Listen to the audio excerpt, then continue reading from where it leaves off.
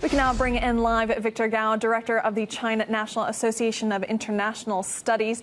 Could this deal be the start of a broader cooperation effort between Russia and China on the two countries' global vaccine rollout? Absolutely. I think China and Russia have very close cooperation with each other in many areas, including in the fight against the COVID-19 pandemic. And I think for China to help Russia to produce the vaccine, Sputnik V, as we call it, and to introduce that to the Chinese consumers, as well as markets outside of China, will be a very important thing. Why? Because China has one of the largest manufacturing capacities in vaccines. So if we use the formula produced by the Russian side for the production of the vaccine physically in China, it will be a win-win situation. And I hope the China-Russian cooperation in the vaccine area, as well as the fight against the pandemic, will be further broadened to many other areas, including international cooperation within WHO for the COVAX program, as well as many other areas in this regard. This is a very important international joint effort by two very important and large countries in the world in the joint fight against the pandemic. Considering the amount of vaccine China has produced at this point, domestic use has been fairly modest. The latest data shows less than 4% of the population has been vaccinated. Why do you think that is?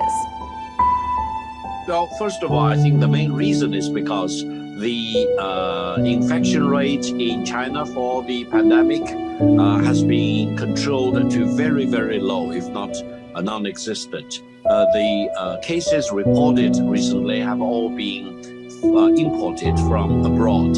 So in China, there is a sense of security among the population at large that the pandemic is very much controlled, and China now spends a lot of time to introduce its version of the vaccines to many foreign countries to help the international fight against the pandemic. On the other hand, there is also a danger that if the Chinese population remain unvaccinated to a very large extent, then China will be faced with a dilemma in terms of opening up China for foreign visitors, some of whom may be infected and may bring the virus back to China, or in terms of Chinese nationals going abroad, because if they are not vaccinated, they may actually get the infection abroad when they are physically in those countries.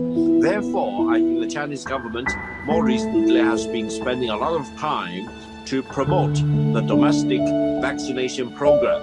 And I think it's picking up speed because the Chinese population at 1.4 billion is the largest in the world. And any increase percentage-wise will result in a very large absolute number. So we are getting there, and we want to promote the vaccination rate all the way up to 70%, if not even higher. Do you think China is likely to approve the Russian jab for use in the country? I hope so.